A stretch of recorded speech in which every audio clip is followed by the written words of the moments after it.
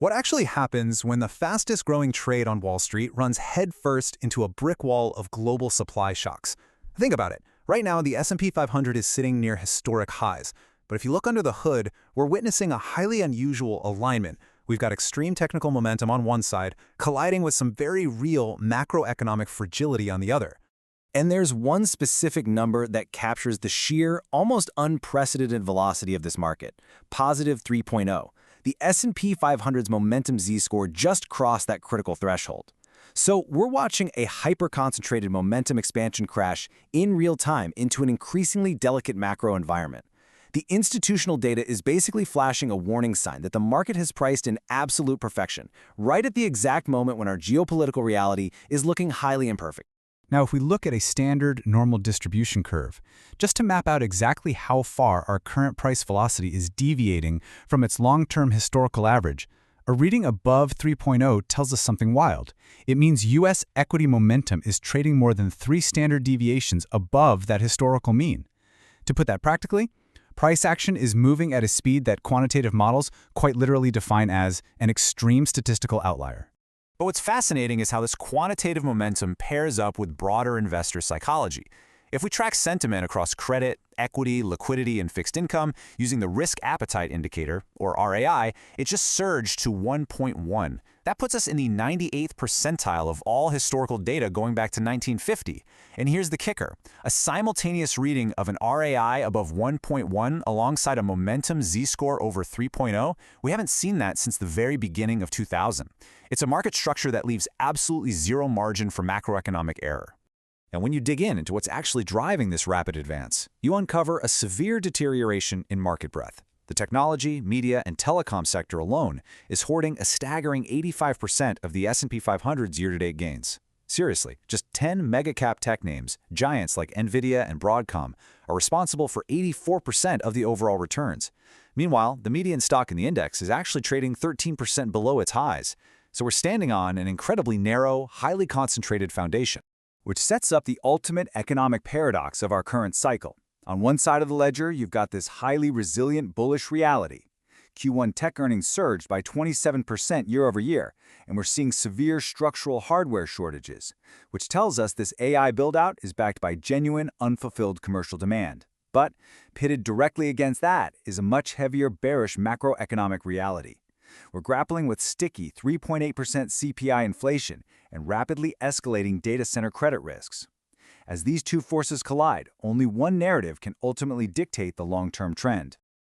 To figure out which force might win, you always have to follow the cash flow. Mega-cap tech companies are fundamentally restructuring how they allocate capital. They're aggressively pulling cash away from share buybacks, which are growing at a meager 3% right now, and funneling it into massive capital expenditures to build out AI infrastructure. We're talking CapEx growth up by 33%. This is absolutely crucial because share buybacks have historically acted as a shock absorber during market corrections, and right now that structural floor is being quietly removed. It's the sheer scale of this reallocation that fundamentally alters the risk profile. By 2027, the combined capital expenditures for just the 5 largest U.S. tech companies are projected to hit an astounding $1.16 trillion. Just to put that into perspective, 5 companies are outspending the GDP of most modern nations just on servers. And this infrastructure expansion isn't just funded by free cash flow anymore. It's increasingly reliant on corporate credit and debt issuance. With global data center debt on track to surpass $1 trillion by 2028, what started as a high-growth tech narrative is rapidly morphing into a highly sensitive corporate credit issue. And that debt sensitivity? That is exactly why the current macroeconomic backdrop is so precarious right now. We're tracking a continuous, highly interconnected sequence of economic dominoes. It all starts with the logistical bottleneck at the Strait of Hormuz, which handles roughly 20% of global oil. Any disruption there triggers a severe energy supply shock, which is precisely what pushed U.S. CPI inflation to a 3-year high of 3.8%.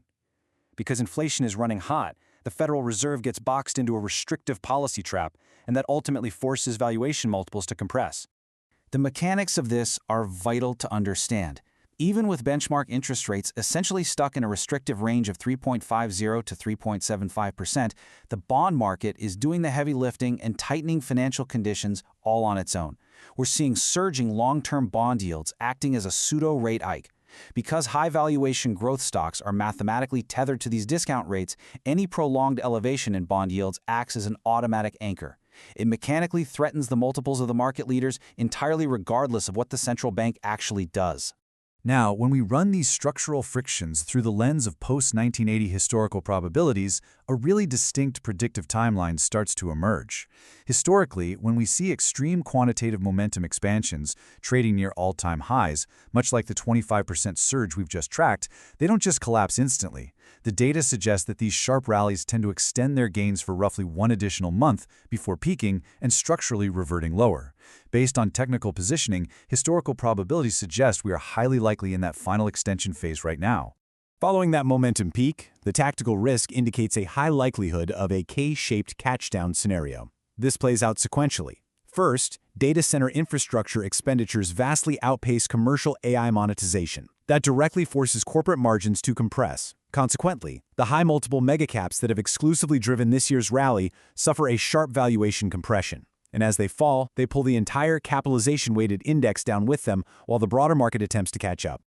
I do want to dismantle a very common financial myth right here, though. A momentum unwind in 2026 is fundamentally different from the 2000 dot-com crash. The tech darlings of the early internet era were asset-light, and let's face it, many generated literally zero earnings.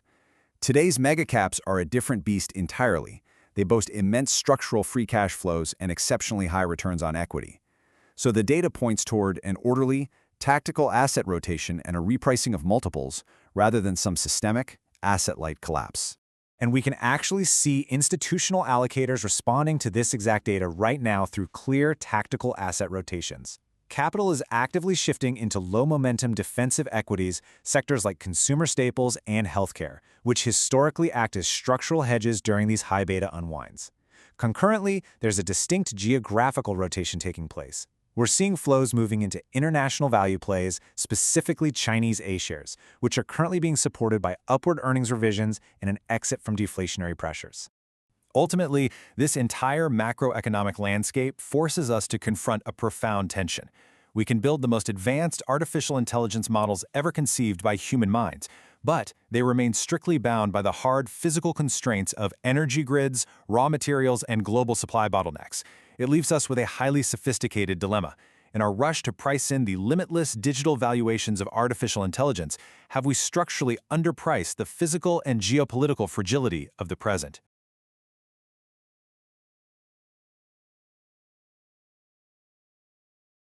An investment in knowledge pays the best interest, so why not invest in this channel? Click like and subscribe for more.